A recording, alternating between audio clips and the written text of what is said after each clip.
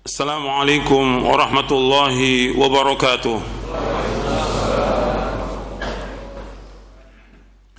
Innal hamdalillah nahmaduhu wa nasta'inuhu wa nastaghfiruh wa na'udzu billahi min shururi anfusina wa min sayyiati a'malina. Man yahdihillahu fala mudilla lahu wa man yudlil fala hadiya lahu. Ashhadu an la ilaha illallah wahdahu la sharika lahu وأشهد أن محمدًا عبده ورسوله يا أيها الذين آمنوا اتقوا الله حق تقاته ولا تموتن إلا وأنتم مسلمون يا أيها الناس اتقوا ربكم الذي خلقكم من نفس واحدة وخلق منها زوجها وبث منهما رجالا كثيرا ونساء واتقوا الله الذي تساءلون به والأرحام إن الله كان عليكم رقيبا يا أيها الذين آمنوا اتقوا الله وقولوا قولا سديدا يصلح لكم أعمالكم ويغفر لكم ذنوبكم ومن يطع الله ورسوله فقد فاز فوزا عظيما أما بعد فإن أصدق الحديث كتاب الله وخير الهدي هدي محمد صلى الله عليه وعلى آله وسلم وشر الأمور محدثاتها وكل محدثة بدعة وكل بدعة ضلالة وكل ضلالة في النار. أيها الإخوة أعزكم الله, kepada jamaah yang hadir, ikhwan dan akhwat yang mudah-mudahan dirahmati oleh Allah Ta'ala, dan kepada kaum muslimin yang mendengarkan kajian ini di mana saja berada yang mudah-mudahan dirahmati oleh Allah Ta'ala. Alhamdulillah, kita bersyukur kepada Allah Subhanahu wa Ta'ala atas segala nikmat yang Allah karuniakan kepada kita, nikmat Islam, nikmat iman, nikmat sehat, nikmat afiah, nikmat dijauhkan oleh Allah dari berbagai macam malapetaka. Dan kita bersyukur kepada Allah Subhanahu wa Ta'ala diberikan hidayah oleh Allah Ta'ala di atas Islam dan sunnah. Dan kita bersyukur kepada Allah Ta'ala diberikan hidayah taufik untuk selalu dan senantiasa menuntut ilmu syar'i. Ikhwan fiddin, azakumullah. Sekarang kita masuk pembahasan kita dari syarah akidah Ahlussunnah wal Jamaah. Kita masuk poin yang ke-62. Iya. Ahlussunnah melarang memakai jimat. Kata Tamaim, poin yang ke-62 dalam syarah akidah Ahlussunnah wal Jamaah. Ahlussunnah melarang memakai jimat. Kata Tamaim adalah bentuk jamak dari tamimah, yaitu suatu jimat yang dikalungkan di leher atau bagian dari tubuh seseorang yang bertujuan mendatangkan manfaat atau menolak mudarat. Baik kandungan jimat itu adalah Al-Quran atau benang atau kulit atau kerikil dan semacamnya. Orang-orang Arab biasa menggunakan jimat bagi anak-anak mereka. Orang-orang Arab biasa menggunakan jimat bagi anak-anak mereka sebagai pelindungan dari sihir atau guna-guna atau ain dan semacamnya. Jadi orang-orang pada zaman itu sudah menggunakan itu sebelum diutusnya Nabi Muhammad sallallahu alaihi wa ala alihi wasallam. Itu mereka biasa itu. Pakai jimat-jimat udah biasa itu mereka.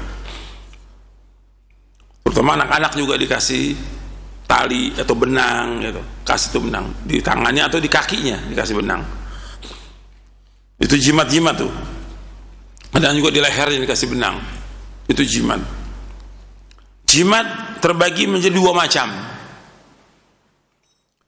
Yang pertama, yang tidak bersumber dari Al-Quran. Inilah yang dilarang oleh syariat Islam. Jika ia percaya bahwa jimat itu adalah subjek atau faktor yang berpengaruh, maka ia dinyatakan musyrik dengan tingkat syirik besar. Tetapi jika ia percaya bahwa jimat hanya menyertai datangnya manfaat atau mudarat, maka ia dinyatakan telah melakukan syirik kecil. Rasulullah SAW bersabda dari sahabat Abu Bashir Al-Ansari, Beliau pernah bersama Rasulullah SAW dalam satu perjalanan, lalu dia berkata, maksudnya Abu Bashir Al-Ansari berkata, "Farsala Rasulullah SAW rasulan la tabqayanna fi raqabati ba'irin kiladatun min watarin aw qilatun illa quti'at." Lalu Rasulullah SAW mengutus seorang untuk mengumumkan, jangan sisakan satu kalung pun yang digantung di leher unta, melainkan kalung itu harus dipotong. Ini hadis sahih dari Bukhari dan Muslim dari sahabat Abu Bashir Al-Ansari radhiyallahu anhu. Di sini disuruh potong, berarti kalau ada ini di binatang biasa mereka pakai. Kalau di binatang aja disuruh potong, apalagi yang ada di tangan manusia atau di leher manusia, jimat-jimat harus dipotong, harus diputuskan. Ini perintah Rasulullah SAW. Rasul mengutus, suruh putuskan itu. Jadi kalau ada anak-anak kecil yang pakai jimat itu ya diputuskan. Gitu. Dan kita kalau dia dengan orang tuanya, kita minta izin oleh orang tuanya, ini jimat, nggak bagus dan nggak ada manfaatnya, tidak bisa menolak bahaya sama sekali, putuskan. Gitu. Artinya kita minta izin kepada orang tuanya biar memberikan paham kepada dia bahwa ini nggak ada manfaat sama sekali, karena syirik. Dari Ibnu Mas'ud radhiyallahu anhu, ia berkata, aku telah mendengar Rasulullah SAW bersabda, inna ruqa wat-tamaima wat-tiwalata syirkun. Inna ruqa wat-tamaima wat-tiwalata syirkun. Sesungguhnya jampi-jampi, jimat-jimat dan tiwala syirik. Hadis ini sahih Imam Abu Daud, Ibnu Majah, Ahmad dan Hakim dari sahabat Abdullah bin Mas'ud radhiyallahu anhu. Tiwala adalah sesuatu yang digunakan oleh wanita untuk merebut cinta suaminya. Kalau nama kita disebut dengan pelet, dan ini dianggap sebagai sihir, pelet ini.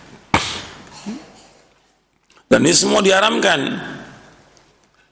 Artinya ruqyah, tapi ruqyah nanti di bab berikutnya disebutkan, Nabi menyebutkan SAW, i'ridu alayya ruqakum la ba'sa bi ruqa ma lam yakun fi syirkun. Tunjukkanlah kepadaku ruqyah kalian. Ruqyah itu tidaklah mengapa selama dalamnya tidak mengandung kesyirikan. Hadis ini sahih, diriwayatkan oleh Imam Muslim dari sahabat Auf bin Malik Al-Asja'i. Arti kalimat inna ruqa, sesungguhnya ruqyah itu syirik, maksudnya ruqyah yang memang tidak mengandung kesyirikan. Secara umum ruqyah itu banyak mengandung kesyirikan. Wa tamaim, jimat-jimat, ini syirik. Tangkal-tangkal juga syirik. Itu. Jimat diharamkan dalam syariat Islam karena ia mengandung makna keterkaitan hati dan tawakal kepada selain Allah SWT. Saya ulangi, jimat diharamkan oleh syariat Islam karena ia mengandung makna keterkaitan hati dan tawakal kepada selain Allah Subhanahu wa taala, dan membuka pintu bagi masuknya kepercayaan yang rusak tentang berbagai hal yang ada pada akhirnya mengantarkan kepada syirik besar. Jadi kalau orang udah pakai jimat, dia mesti bergantung kepada apa? Kepada jimat tersebut. Apa aja bentuknya? Apakah bentuknya gelang? Apakah bentuknya cincin? Apakah bentuk sesuatu yang dipintal, ditaruh di sakunya? Ini semuanya syirik, dan dia akan bergantung kepada benda tersebut.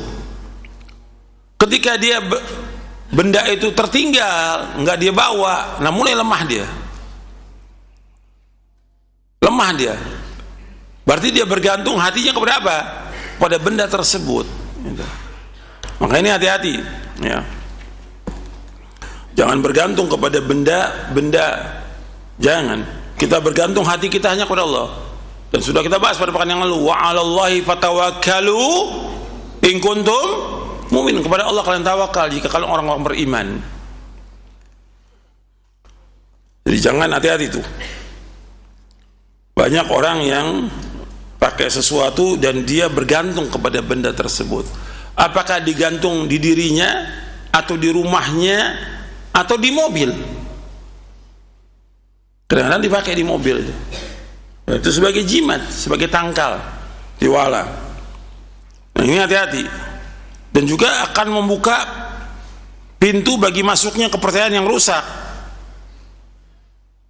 Jadi dia punya kepercayaan kalau enggak gini nanti akan terjadi gini, kalau enggak gini akan terjadi gini. Ya, banyak ini, banyak hal yang kadang-kadang orang bergantung kepada benda tersebut, dan dia takut kalau nggak ada benda tersebut nanti kena ini kena kepada semuanya ini. Kadang-kadang para dai, para ustadz juga kadang-kadang nggak sadar tuh dia, ya, naruh benda tertentu yang dia takut kalau nggak ada benda itu ntar dianggap dia teroris nanti. Antum bisa paham sendiri ya. Kalau benda itu nggak ada di meja, nanti dianggap teroris. Nanti dianggap tidak NKRI. Gitu. Takut dia bergantung kepada benda tersebut. Allahul musta'an wa alaihi tuklan wa la haula wa la quwwata illa billah. Ya antum paham sendiri lah sudah. Rasulullah SAW bersabda, man allaqa tamimatan faqad asyraq. Man allaqa tamimatan faqad asyraq. Barang siapa menggantungkan jimat, maka ia telah melakukan syirik. Barang siapa yang menggantungkan jimat, maka ia telah mengatakan dengan Rasulullah, menggantungkan jimat syirik.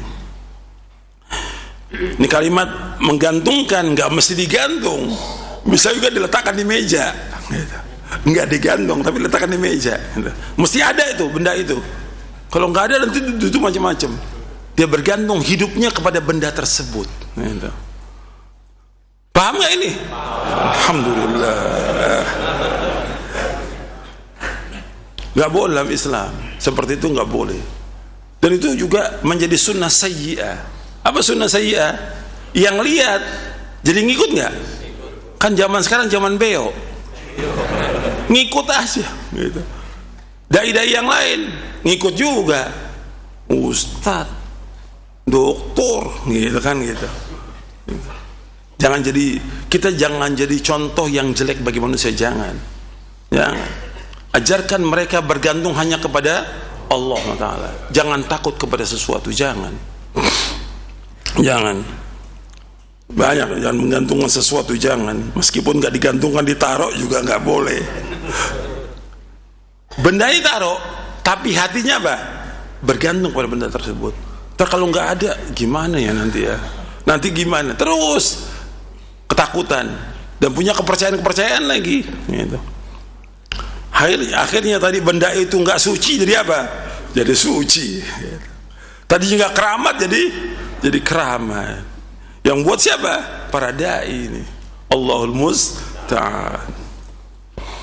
Yang kedua, sekarang kita masuk yang kedua. Jadi jimat terbagi menjadi dua macam. Yang pertama, yang tidak bersumber dari Al-Quran. Yang kedua, yang bersumber dari Al-Quran. Dalam hal ini, ulama berbeda pendapat. Yaitu, ada sebagian yang membolehkan dan ada yang mengharamkannya. Pendapat yang kuat adalah pendapat yang kedua, yaitu yang mengharamkannya. Ya, pendapat yang kuat yang mengharamkan jimat dengan Al-Quran nggak boleh, haram. Karena dalil yang mengharamkan jimat menyatakan sebagai perbuatan syirik dan tidak membedakan apakah jimat itu berasal dari Al-Quran atau bukan dari Al-Quran. Karena hadisnya umum, man allaqa tamimatan faqad asyraq. Barang siapa menggantungkan jimat maka ia telah melakukan syirik. Hadis ini sahih dari Imam Ahmad dan Hakim dari sahabat Uqbah bin Amir al-Juhani radhiyallahu an. Artinya barang siapa menggantungkan jimat maka dia syirik. Apakah jimatnya dari Al-Quran atau bukan Al-Quran? Umum. Itu syirik. Karena dalil yang mengharamkan jimat menyatakan bahwa sebagian perbuatan syirik. Karena dalil yang mengharamkan jimat menyatakannya sebagai perbuatan syirik dan tidak membedakan apakah jimat itu berasal dari Al-Quran atau bukan dari Al-Quran. Dengan membolehkan jimat dari ayat Al-Quran, sebenarnya kita telah membuka peluang menyebarnya jimat dari jenis pertama yang jelas-jelas haram. Maka sarana yang dapat mengantarkan kepada perbuatan haram mempunyai hukum haram yang sama dengan perbuatan haram tersebut. Jadi al-wasail laha hukmul maqasid. Ia juga menyebabkan tergantungnya hati kepadanya, sehingga pelakunya akan ditinggalkan oleh Allah Subhanahu wa taala dan diserahkan kepada jimat tersebut untuk menyelesaikan masalahnya. Selain itu, pemakaian jimat dari Al-Quran juga mengandung unsur penghinaan terhadap Al-Quran, khususnya di waktu tidur dan ketika sedang buang hajat atau sedang berkeringat dan semacamnya. Hal semacam itu tentu bertentangan dengan kesucian dan kesakralan Al-Quran. Selain itu juga jimat ini dapat pula dimanfaatkan para pembuatnya untuk menyebarkan kemusyrikan dengan alasan jimat yang dibuatnya dari Al-Quran. Di dalam kitab Al-Madkhal di Dirasatul Aqidah Al-Islamiyah. Ini banyak orang menggunakan jimat-jimat dari apa aja. Cuma juga orang menggunakan jimat dengan apa? Dengan tasbih. Jimat dengan tasbih. Jadikan sebagai jimat tasbih itu. Secara hukum syar'i, tasbih itu boleh atau tidak dipakai untuk berzikir? Tidak boleh. Beda hukumnya. Dan itu yang kuat pendapat. Itu pendapat yang kuat. Ada pendapat ulama yang membolehkan, tapi nggak kuat. Pendapat yang marju. Dibawakan oleh Syekh Bakar bin Abdullah Abu Zaid rahimahullah dalam kitabnya tentang As-subha hukmuha wa tarikhuha. As-subha hukmuha wa tarikhuha. Bukunya tipis, Kutaib. Tentang hukum tasbih, hukumnya dan sejarahnya. Dijelaskan tasbih itu menyerupai orang-orang Nasrani, orang Hindu, Buddha. Dalam Islam nggak ada. Di zaman Nabi nggak pernah pakai tasbih sama sekali. Di zaman Nabi sudah ada benang, sudah ada kerikil. Kan bisa dibuat tuh. Nabi nggak gunakan sama sekali. Sahabat yang bahkan Nabi menyuruh sahabat apa? Wa'aqidna bil anamil.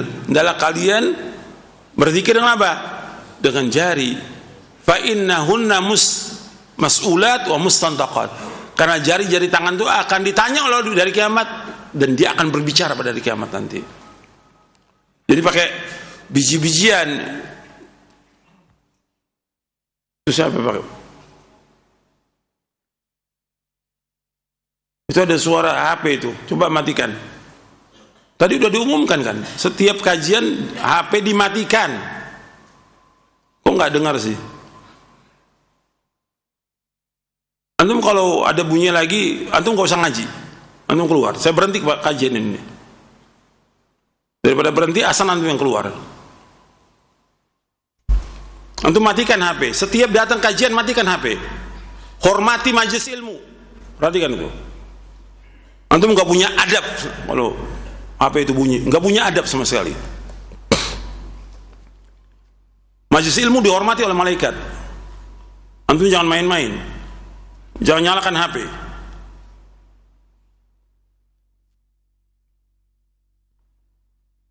Saya lanjutkan. Jadi kembali tentang masalah berzikir dengan bijian tasbih ini nggak ada. Dan sekarang orang bersaing dengan bijian tasbih itu. Iya. Bersaing dengan macam-macam sudah. Ada yang harganya murah, ada yang mahal, ada yang dari segala macam lah, dari kayu-kayu yang mahal. Ini bukan dari Islam. Dan yang pakai biasanya siapa? Orang-orang torekot biasanya yang pakai. Dan diikuti yang lainnya. Dalam Islam nggak ada. Antum baca deh, terutama bagi para pelajar, penuntut ilmu dan para ustadz yang saya ingatkan. Antum baca kitab aslinya Syekh Bakar Abu Zaid tentang as-subha hukmuha wa tarikhuha. Jadi antum baca tuh, teliti nanti bagaimana sejarahnya dan disebutkan maraji'nya oleh beliau. Itu diantara kelebihan Syekh Bakar Abu Zaid, disebutkan maraji'nya. Antum baca itu. Dan itu nggak boleh, dan itu pendapat yang kuat tentang bid'ahnya. Syekh Albani sudah menyatakan jauh sebelum Syekh Bakar Abu Zaid. Mungkin 60 tahun yang lalu Syekh Albani sudah mengatakan bahwa berzikir dengan bijian tasbih itu adalah bid'ah, di dalam kitabnya Silsilah Ahadits Ad-Dha'ifah wal Mawdu'ah. Syekh Ibrahim An-Nakhai rahimahullah yang wafat tahun 96 Hijriah berkata, mereka membenci jimat, baik yang berasal dari Al-Quran maupun yang bukan dari Al-Quran. Yang dimaksud dengan mereka adalah sahabat-sahabat Abdullah bin Mas'ud radhiyallahu an. Mereka mengharamkan jimat secara keseluruhan. Disebutkan dalam kitab Fathul Majid Syarah Kitab Tauhid. Jadi mereka para sahabat Ibn Mas'ud itu membenci jimat itu, apakah dari Al-Quran maupun yang bukan dari Al-Quran, karena memang nggak ada dan nggak boleh. Nabi nggak ada mencontohkan jimat itu. Sekarang gantungkan ayat di mobil, di rumah, dan juga kalau antum lihat di dalam Islam nggak ada tuh rumah dikasih kaligrafi, ya nggak ada. Al-Quran kan dijadikan tuh ayat kursi, mesti ayat kursi.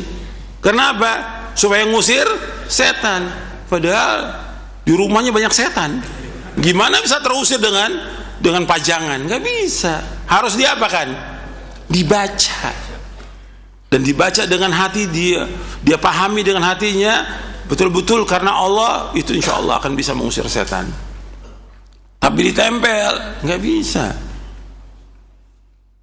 Makanya nggak ada contoh dari salafus saleh itu memajang ayat Al-Quran, baik itu di rumahnya maupun di masjid, nggak ada, tidak ada.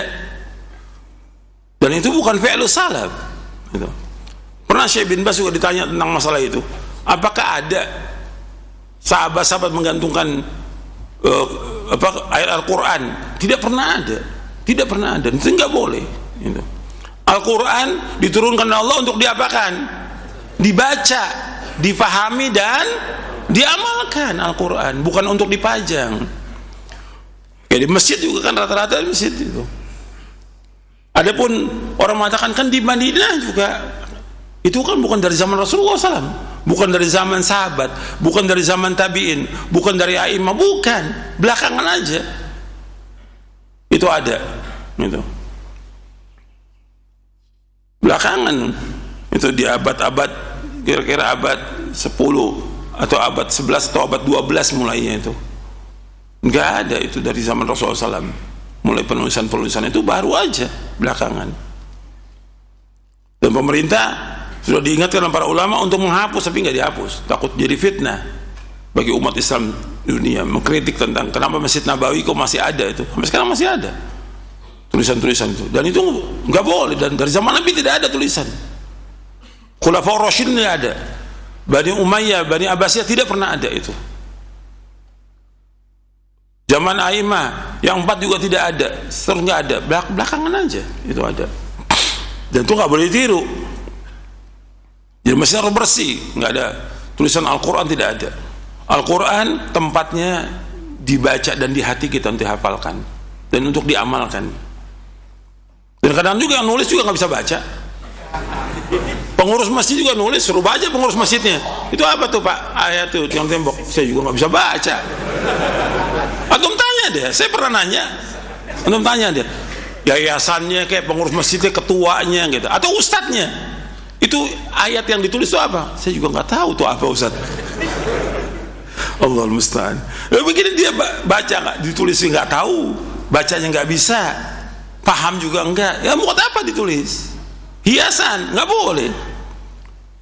Untuk hiasan masjid Nabi larang kan, ma umirtu bitasydidil masajid, ma umirtu bitasydidil masajid. Aku nggak diperintah untuk menghias masjid. Dilarang menghias masjid. Masjid yang penting bersih masjid, tapi menghias masjid nggak boleh. Dan di antara tanda kiamat kata Nabi apa? La taqumu sa'ah hatta yatabahan nas bil masajid, kata Rasulullah. Tidak terjadi kiamat sampai manusia berbangga-bangga dengan masjid. Nah ini yang terjadi sekarang ini, nggak boleh. Terutama dengan tulisan kaligrafinya segala macam, nggak ada itu. Kita lanjutkan. Sa'id bin Jubair rahimahullah yang wafat tahun 95 Hijri berkata, barang siapa yang memotong sebuah jimat dari seseorang, maka pahalanya sama dengan memerdekakan seorang budak. Artinya barang siapa yang memotong sebuah jimat dari seseorang, maka pahalanya sama dengan memerdekakan budak. Artinya pahalanya besar memotong jimat.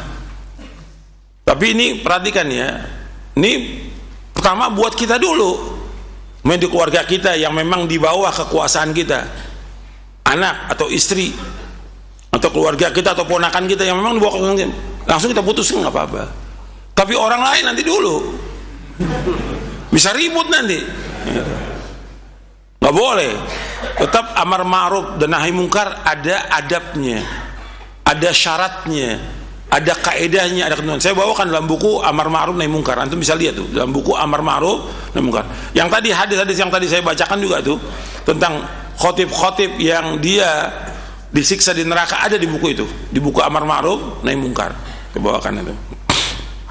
Jadi antum, perkataan Said bin Jubair memotong sebuah jimat pahalanya sama, itu zaman beliau. Di zaman semua orang itu melaksanakan sunnah, sedikit sekali yang bid'ah atau syirik. Sunnah. Jadi sunnah itu punya kemuliaan, punya izzah zaman itu. Kalau sekarang yang banyak apa? Bid'ah, syirik dan maksiat sekarang yang menguasa. Sunnah sedikit gitu. Jadi antum ketika dapat yang seperti ini, ya kembalikan kepada kaidah-kaidah yang ada gitu. Nggak bisa kita langsung putuskan, bisa ribut nantinya, nggak boleh.